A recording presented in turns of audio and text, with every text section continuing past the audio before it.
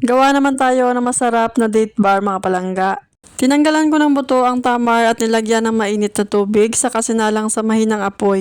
Dinurog ng potato smasher, nilagyan ng crushed almond, cinnamon powder, cardamom powder, at tahina.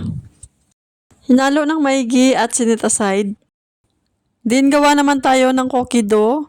Paghaluin yung 3 cups all-purpose flour, 1 cup powder sugar, isang pirasong binating itlog, 1 cup melted butter, konting asin, 1 teaspoon baking powder, at 1 teaspoon of vanilla. Hinalo ko ito ng maigi at hinati sa dalawa. Nilagay ko yung kalahati ng cookie dough sa Pyrex. Prinis ko ito ng aking kamay para maging pantay yung kapal. Saka ko pinatong yung niluto kong tamar. In-spread ko ito hanggang makover yung buong cookie dough. Saka ko naman pinatong yung kalahati ng dough. Gaya ng una, diniinan ko lang para pumantay rin yung kapal. Pagkatapos, nag-brush lang ako ng egg wash at nag-sprinkle ng crushed almond. Then, isinalang sa oven at binake ko ng 35 minutes.